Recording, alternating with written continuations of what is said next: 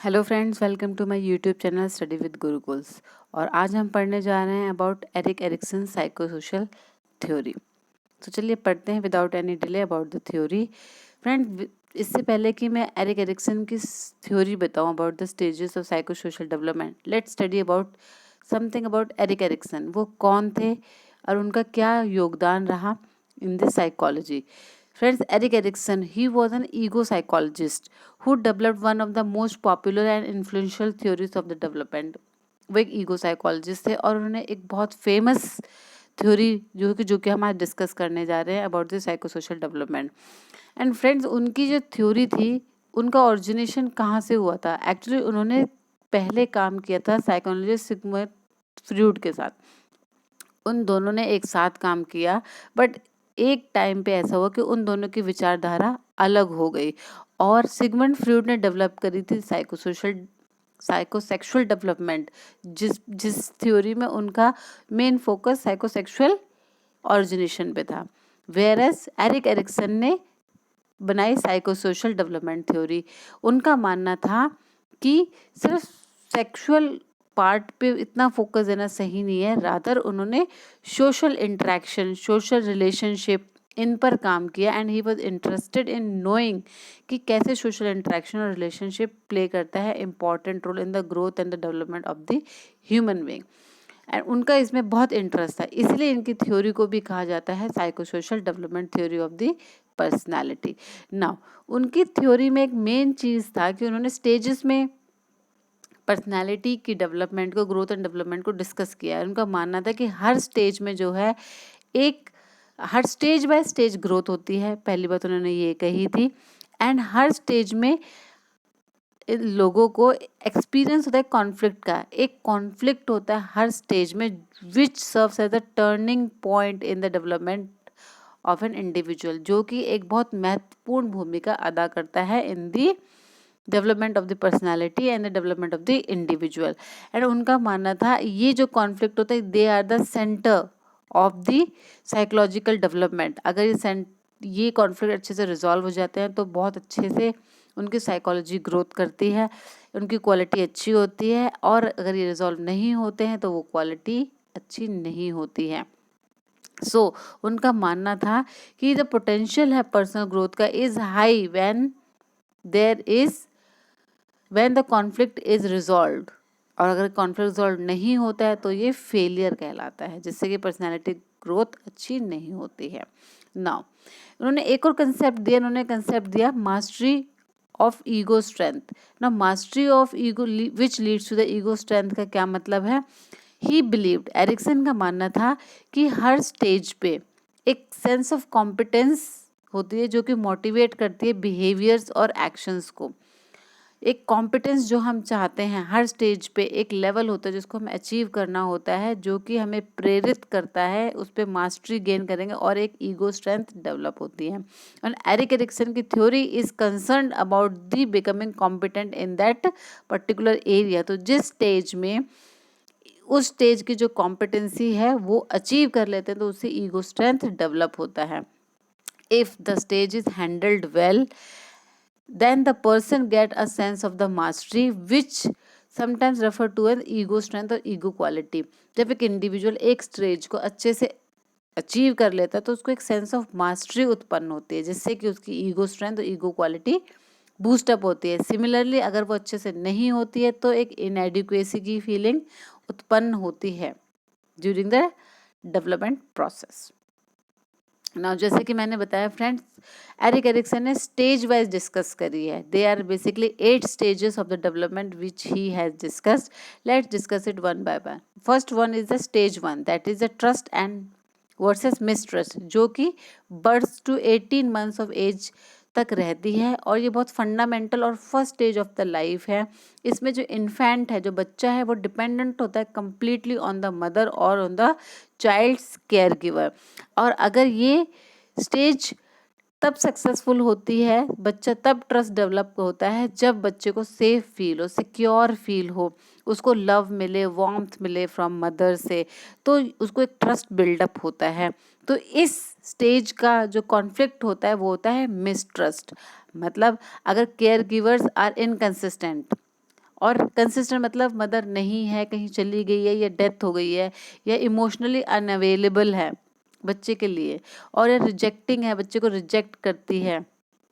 जैसे कि बहुत बार होता है बॉयज़ की चाह होती है और गर्ल्स पैदा हो जाती है, तो कभी कभी मदर्स में वो रिजेक्शन फीलिंग भी होती है। तो इससे क्या होता है, बच्चे में एक मिसट्रस्ट आ जाता है अंडर देयर केयर, एंड इसका क्या प्रभाव पड़ता है कि दे this causes the failure to develop the trust, which will result in the fear and the belief that the world is inconsistent and unpredictable. उससे क्या होता है, लॉन्ग टर्म में उनको एक डर उत्पन्न हो जाता है और एक बिलीफ पैदा होता है कि जो पूरी दुनिया है ट्रस्ट करने लायक नहीं है, इनकंसिस्टेंट है और अनप्रिडिक्टेबल, उनको विश्वास करने में दिक्कत होती है।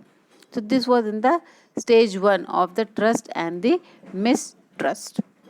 Now let's move on to next stage, that is the autonomy versus shame and doubt. इसमें ये रहता है during the early childhood, that is from 2 to 3 years, and यहाँ पे मेन फोकस रहता है कि बच्चे कैसे एक greater sense of personal control आए, एंड इसमें जो मेन रोल प्ले होता है ऑफ द इंडिपेंडेंस, एंड उसको कैसे हम उजागर कर सकते हैं by allowing the kids to make choices and gain control. उसमें बच्चों को चॉइसेस देना ताकि उनको एक कंट्रोल की अनुभूति हो कि आप ये खाना पसंद करेंगे या आप ये खाना पसंद करेंगे, ऑप्शंस देने से। जैसे कि अगर आप ब्रेड खाना पसंद करेंगे या आप रोटी खाना पसंद करेंगे, ये ऑप्शन देने से उनको क्या है, उनको एक फीलिंग, एक पावर फीलिंग होती है कंट्रोल की कि हाँ हम कंट्रोल कर सकते हैं, जिससे कि उसमें ऑटोनॉमी, एक सेंस ऑफ ऑटोनॉमी डेवलप होती है। एंड इसमें एक बहुत, इस स्टेज का एक बहुत इंपॉर्टेंट एस्पेक्ट है the potty training. That means उनको एनल और बाउल कंट्रोल करने की जो क्षमता आती है, जिससे कि उनको कॉम्पिटेंस डेवलप होता है एंड एक ऑटोनॉमी फील होती है। एंड जिन बच्चों की ये स्टेज अच्छे से कंप्लीट होती है, सक्सेसफुली कंप्लीट होते हैं, they feel more secure and confident. And जिन बच्चों की अच्छे से नहीं होती है, जैसे जिनके बाबा बहुत डांटते हैं और मोटिवेशन नहीं देते हैं, उसको रिवॉर्ड नहीं देते हैं, बस पनिशमेंट ही पनिशमेंट देते हैं कि तुमने ये कर दिया वो कर दिया, तो उनमें एक शेम और डाउट जैसा हो जाता है, जो कि एक इनएडिक्वेसी और सेल्फ डाउट के रूप में उत्पन्न होता है जब वो बड़े हो जाते हैं। जैसे कि पॉटी ट्रेनिंग के टाइम शेम करना, उसको इससे जो है बहुत इनएडिक्वेसी जीवन में आगे आ सकती है। तो this is about the stage 2 of the autonomy versus shame and doubt. वो डाउट मतलब खुद पे ही डाउट करने लग जाते हैं, कॉन्फिडेंस की कमी होती है, सेल्फ डाउट हो जाता है। Next move on to the stage 3। Stage 3 जो कि इनिशिएटिव वर्सेस गिल्ट का है, जो कि प्री स्कूल ईयर्स में होता है, that is from the 3 to 5 years। Basically ये 3 to 5 years में होते हैं प्री स्कूल में। एंड इस टाइम पे बच्चे क्या करते हैं, they try to assert their power and control over the world by directing the play and other social interaction. वो अपनी पावर दिखाना पसंद करते हैं, अपना कंट्रोल दिखाना पसंद करते हैं बाय दी सोशल इंटरेक्शंस, जब वो प्री स्कूल में जाने लगते हैं। तो children are successful at this stage and feel capable and able to lead others. उनको लगता है कि हम बहुत कैपेबल हैं, अगर सक्सेसफुली ये स्टेज हैंडल होती है तो वो इनिशिएटिव लेना पसंद करते हैं बहुत सारे कामों में, और उनको लगता है कि हम बहुत चीज़ों के लिए कैपेबल हैं और इनिशिएट करते हैं, दूसरों को लीड करने की कोशिश करते हैं। अगर ये स्टेज फेल होती है तो क्या होता है, एक sense of guilt, self doubt and a lack of initiative. मतलब बच्चा बहुत टिमिड रहता है, ज़्यादा बोलना पसंद नहीं करता है और सोशल इंटरेक्शन ज़्यादा नहीं करता है। Whereas children who try to exert too much pressure, जो बहुत ज़्यादा प्रेशर एक्सपीरियंस करते हैं, तो उन्हें एक disapproval resulting in a sense of guilt भी हो सकता है। तो this was about the stage 3 of the initiative versus guilt.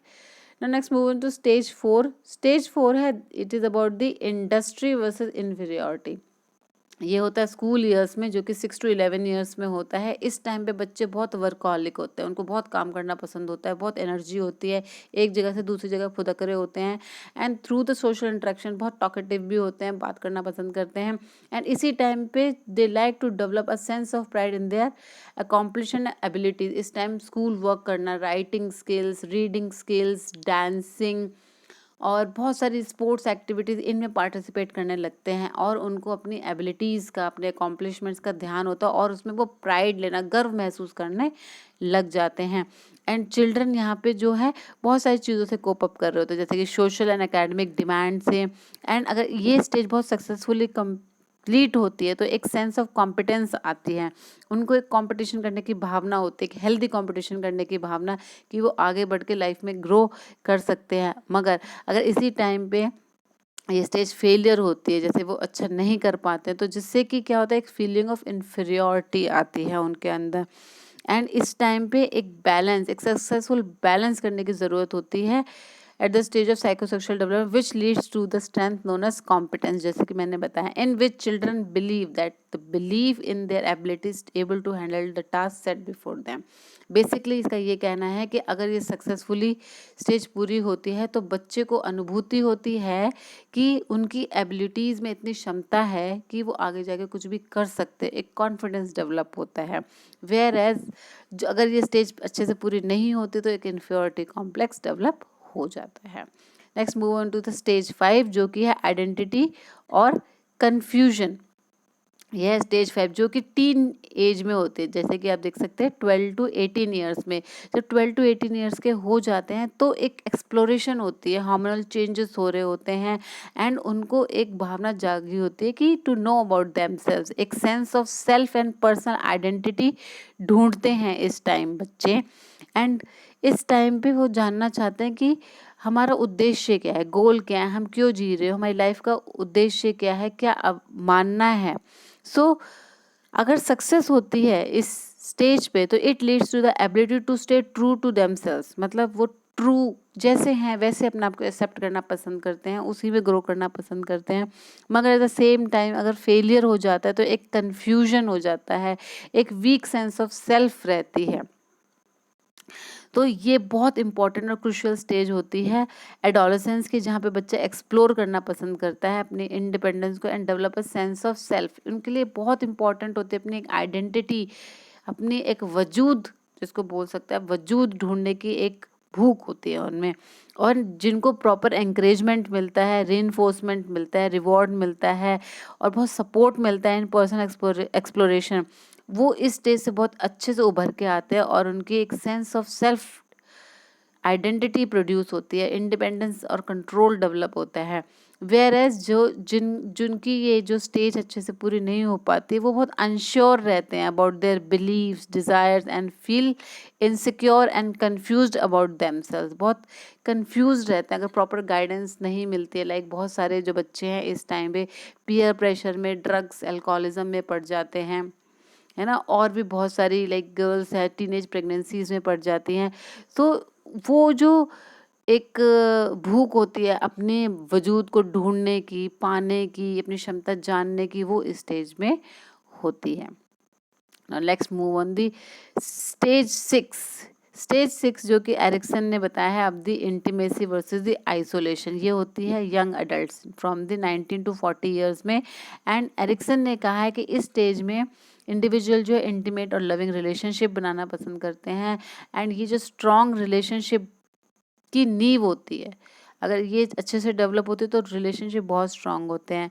और अगर ये स्टेज पूरे से अच्छे तरीके से नहीं हो पाती है तो लोनलीनेस और आइसोलेशन लोगों को फेस करना पड़ता है, अगर ये स्टेज ढंग से पूरी नहीं होती है या फिर कॉन्फ्लिक्ट रिजॉल्व नहीं होते हैं।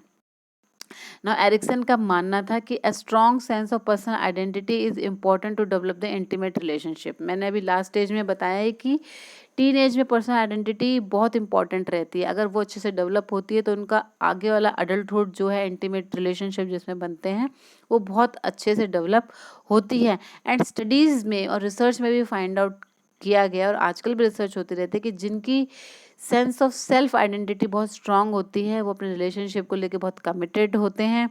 एंड जिनकी नहीं होती है वो स्ट्रगल करते हैं फॉर अपने आप को इमोशनली आइसोलेटेड फील करते हैं, बहुत लोनली फील करते हैं एंड डिप्रेसिव फील करते हैं। तो बेसिकली एरिक्सन का कहना था कि सेल्फ आइडेंटिटी मेंटेन अच्छे से रहे, बने, डेवलप हो तो फिर नेक्स्ट स्टेज में इंटीमेसी और रिलेशनशिप अच्छे से बन जाते हैं, और अगर नहीं होती है तो it gives a sense of isolation to the individual. Now the next stage is the stage 7, which says about the generativity and the stagnation. Now generativity और stagnation का क्या मतलब है, पहले जान लेते हैं कि किस किस एज में होती है. That is from the adults, that is 40 to 65 years में होती हैं. एंड इस स्टेज में इंडिविजुअल को आभास होता है टू क्रिएट और nurture things that will out last them. मतलब वो ऐसी चीज़ें उत्पन्न करना चाहते हैं, पालना चाहते हैं, क्रिएट करना चाहते हैं जो कि लाइफ टाइम तक रहे. जैसे कि वो बच्चे अपने पालते हैं और कुछ ऐसे पॉजिटिव चेंजेस लाने की कोशिश करते हैं जो कि दूसरों के लिए यूज़फुल हो, जिससे कि उनको एक अकॉम्प्लिशमेंट फील होती है, उनको एक पूर्णता के अभ्यास होता है, एक होलनेस, एक कंप्लीटनेस की फीलिंग होती है. और अगर ये चीज़ नहीं कर पाते हैं, फेलियर होता है, तो उनको बड़ा शैलो फील होता है. मतलब कुछ खाली है जीवन में, कुछ उन्होंने उत्पन्न नहीं किया, कुछ पाया नहीं, बहुत खाली और लूप होल सा उनको फील होता है, शैलो फील होता है. एंड ड्यूरिंग दिस चाइल्डहुड क्या करते हैं individuals, they keep on working on their careers and families. And इस स्टेज पे वो अगर सक्सेसफुल होते हैं तो उन्हें ऐसा लगता है कि they are contributing toward their home and community. And जो लोग फेल हो जाते हैं उनको बहुत अनप्रोडक्टिव एंड अनइन्वॉल्व फील होता है कि जैसे मैंने बताया, कुछ खाली, कुछ उत्पादन नहीं कर पाए, कुछ प्रोडक्टिव नहीं कर पाए, अपनी फैमिली में, सोसाइटी में, कम्युनिटी में इन्वॉल्व नहीं हो पाए, which gives the feeling of a stagnation. Let's move on to the stage 8 जो कि लास्ट स्टेज है. एंड ये जो लास्ट करती है द ओल्ड एज. और ये स्टेज क्या है, integrity versus despair. And it last from 65 till death. जिस 65 साल से डेथ तक लास्ट करती है. एंड इस स्टेज में बेसिकली क्या होता है, the person reflects back on the life. वो अपनी लाइफ को लुक बैक करता है, पीछे की तरफ देखता है कि मैंने क्या पाया, क्या खोया, whether I am happy with the life और कुछ रिग्रेट हैं. अगर लोग हैप्पी होते हैं, सक्सेसफुल होते हैं, तो उनको एक फीलिंग ऑफ विजडम आती है, उनको एक बुद्धिमत्ता का एहसास होता है कि हाँ, हम हैप्पी हैं लाइफ में, हमने अपनी लाइफ में कुछ किया है, कोई रिग्रेट नहीं है खास. एंड जो लोग फेल होते हैं उनको एक रिग्रेट होती है, बिटरनेस, एक कड़वाहट रहती है, एक डिस्पेयर रहती है कि हम लाइफ में ये भी कर सकते थे, हम ये नहीं करे. एक पछतावा रहता है जो कि डिस्पेयर का कारण होता है. तो friend, this was about the last stage of the integrity versus despair जो कि एरिक एरिक्सन ने दी थी. तो लेट्स एक क्विक रिकैप ले लेते हैं कि उन्होंने क्या क्या डिस्कस किया है. जैसे कि आप देख सकते हैं कि पहली स्टेज है इन्फेंसी की trust versus mistrust. Next is the early childhood of the autonomy versus shame and doubt. Third one is the pre school of initiative versus guilt. Fourth one is the school age, industry versus inferiority. Fifth one is the adolescence in identity versus role confusion. Next one is the young adulthood, जिसमें कि intimacy और isolation. And next is the middle adulthood, that is the generativity versus stagnation. And the last one is the maturity जो कि ego, integrity versus despair. तो friend, this was the theory about the Erik Erikson.